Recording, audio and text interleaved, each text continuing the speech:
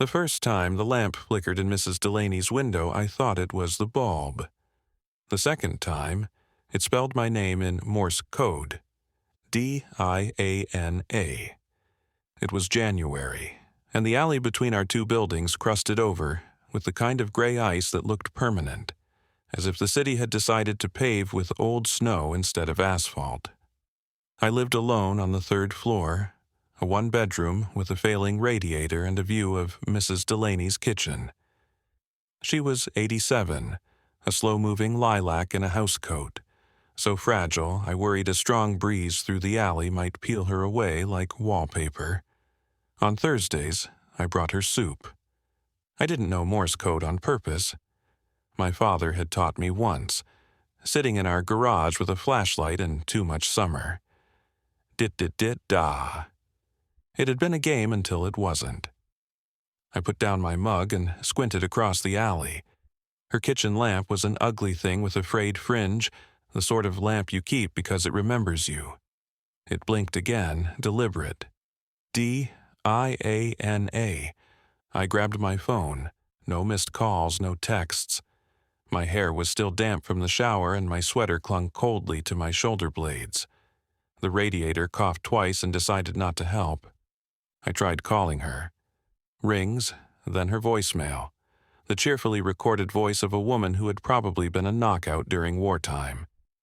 "If you're calling to sell me something, darling, don't," she'd said. The message beeped. I hung up. I watched the lamp. It didn't move.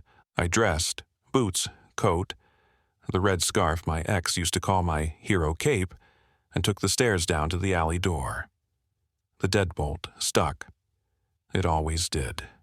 I shoved it back with my hip, stepped into air that immediately bit my teeth, and crossed to her building. Through the kitchen window I could see the lamp steady, the pattern gone. My breath was a white flag. I buzzed her apartment. Nothing. I buzzed again while peering up the stairwell that smelled like celery and dust. On the landing, a dark shape moved. A cat, or maybe a pile of laundry shifting because a person had just set it down. The door at the top creaked. A man's silhouette paused under the jaundiced light. A brown knit cap pulled low. He wasn't from our building. People who live in old places move like they're wearing the place. He moved like he'd borrowed the stairwell and wasn't sure it would be returned. "Hey," I called, louder than I meant to. My voice rang like a dropped coin. The man didn't answer. He went back up the stairs. The buzzer finally crackled. "Diana?" Mrs. Delaney's voice sounded watery. "It's me. Are you okay? Your lamp." "I'm fine, dear." The buzzer cut out with a wet click. The front door unlocked. Her apartment was warm and cluttered and smelled like talcum and boiled chicken. She stood by the sink in her housecoat, veins like blue rivers under paper skin. The lamp was on, its fringe asthmatic. "Your light was blinking," I said, like spelling my name. She laughed, which made her cough. "I don't know Morse code, darling." "I do." "That seems unfortunate," she said, then patted my arm. "I'm fine, but I've been hearing things, in the walls, like someone breathing where a person shouldn't be able to breathe." I looked at the radiator as if it might answer for itself. "I'll call maintenance." "They never come unless I bake, and I don't bake anymore. Flour gets everywhere. Do you want tea?" "Sure." As she fussed with the kettle, I noticed the kitchen window. The curtain was half caught on a nail, pulled open an inch more than last week. The alley looked like an empty throat. Across the way, I could see my own apartment's window, the faint rectangle of light on the curtain. I felt a chill, a precise place on my back between shoulder blades. Watchful. "Who else has keys?" I asked.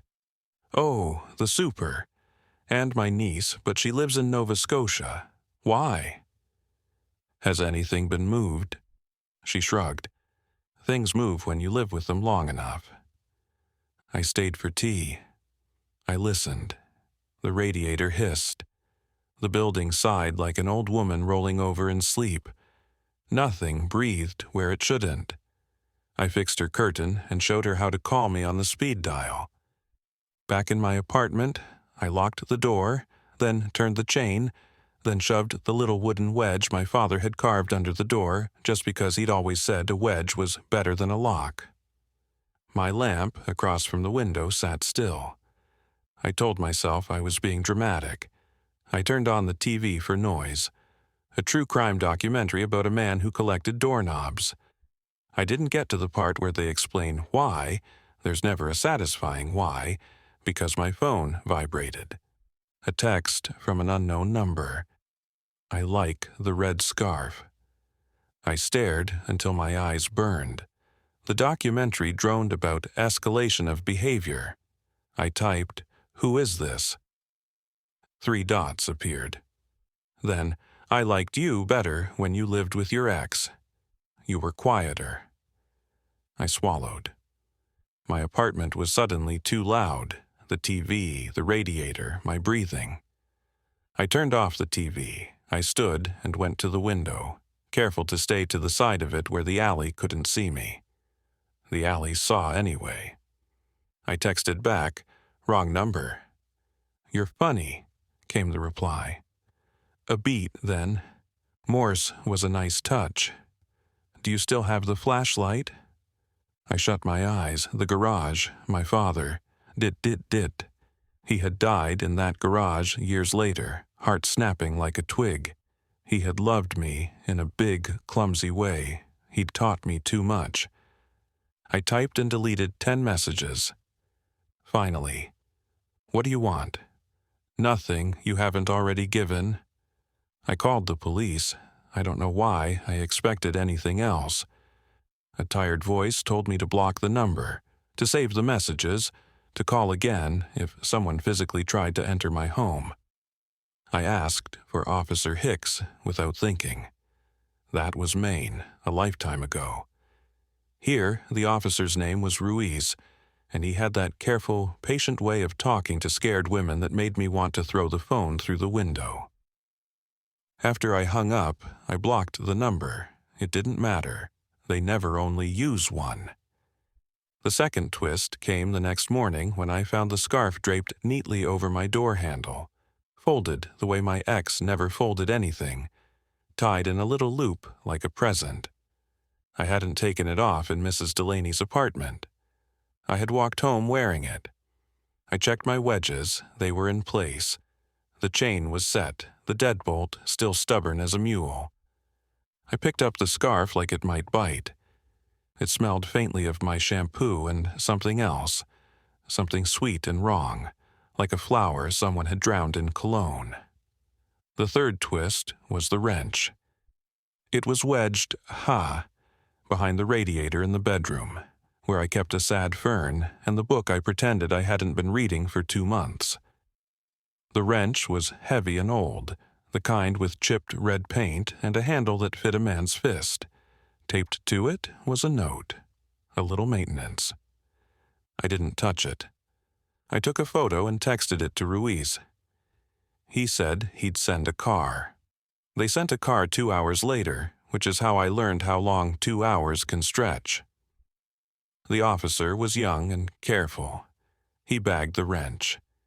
He told me to stay with a friend if I could. I didn't have the kind of friends you could stay with.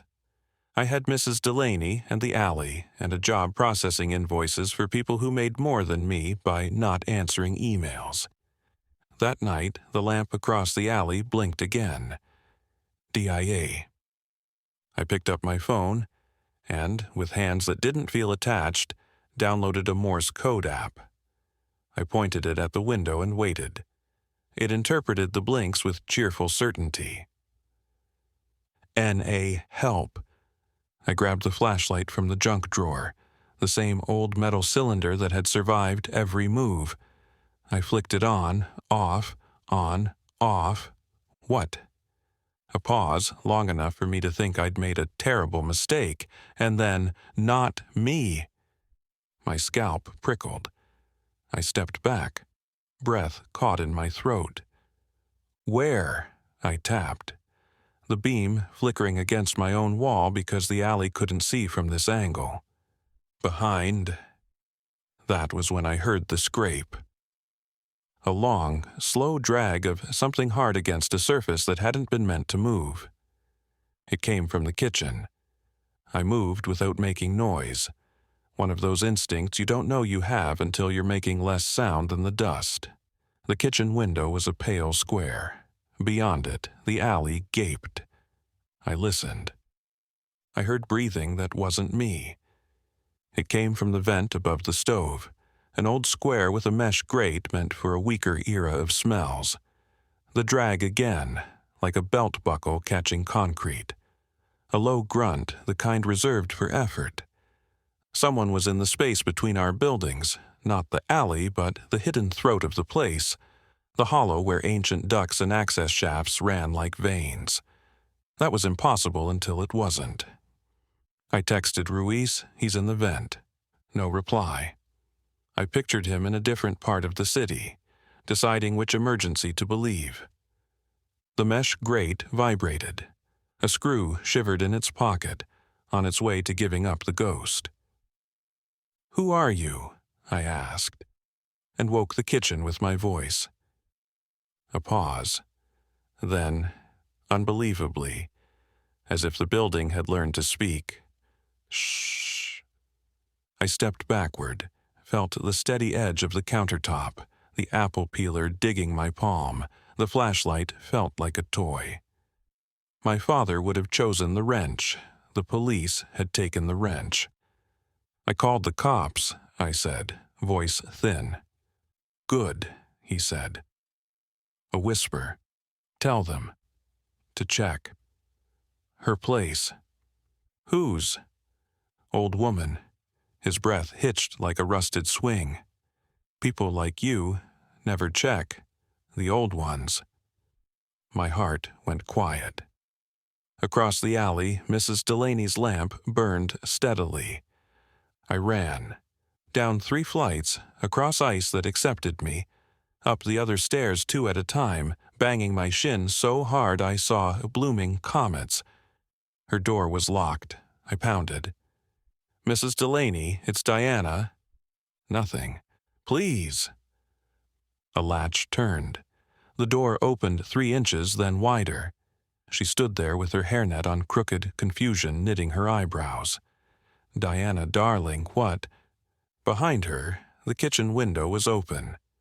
Not enough for a person, but enough for a body to think about. The curtain sucked in and out like a lung.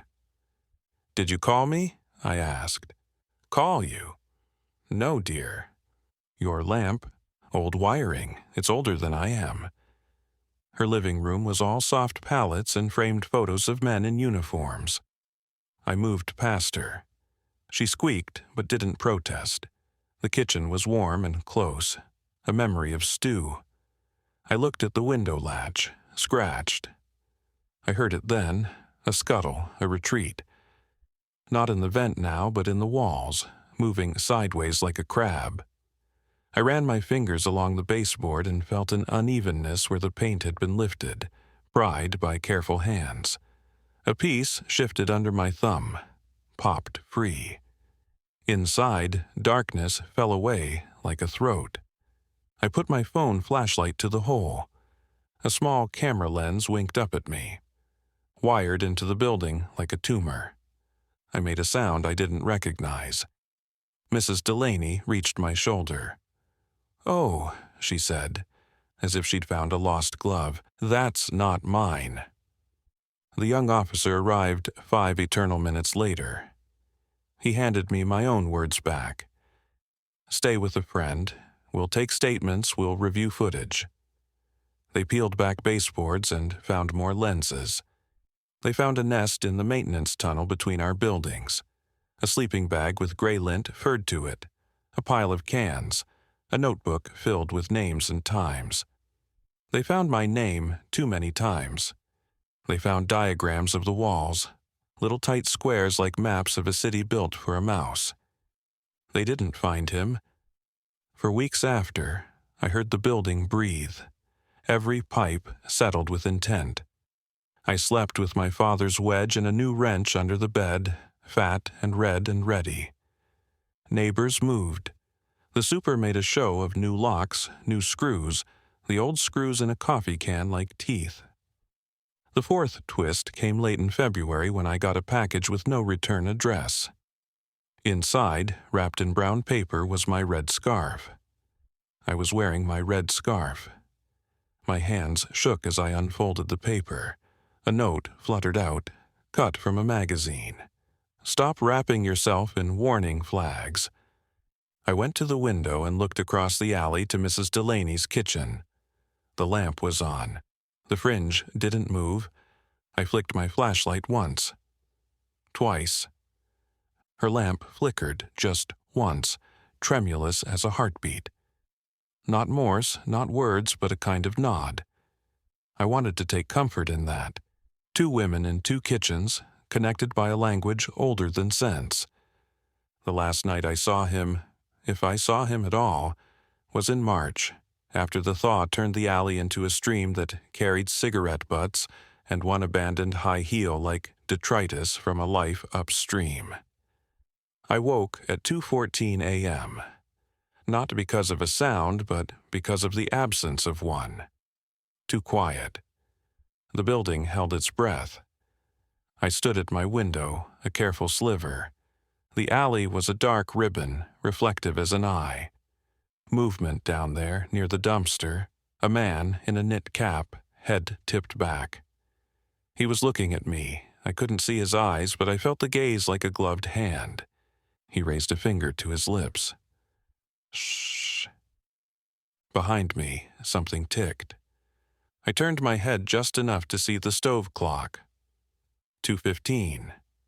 The minute had changed without the size, without the lamp. When I looked back, the alley was empty. The stream carried the high heel like a promise broken in half. I moved out in April. I gave the wedge to a friend and told her to keep it by the door. The new building is higher, the view is different, the radiator less temperamental. I sleep with white noise and rain apps and sometimes the TV murmuring about doorknobs. My father would say I've overcorrected. He would hand me a flashlight in some summers. Sometimes, late, I catch myself glancing at the window across from mine. There isn't one, but the glass still seems to pulse, as if somewhere nearby a lamp and a stranger are waiting for me to look back and spell my name. When my phone vibrates, I check the sender.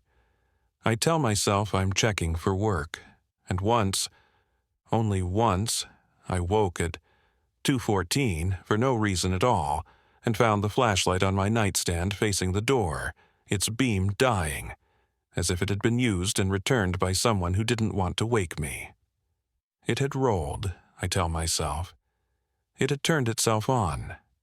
Things move when you live with them long enough. The wedge under my door is new. The hand on the other side is patient. The lamp across the alley is somewhere I can't see, and every so often, when I pass a storefront window at night and catch my reflection, I notice the fringe of a lamp haloing me, faint and tremulous, as if I am the one sending signals now, and someone out there knows exactly how to read me.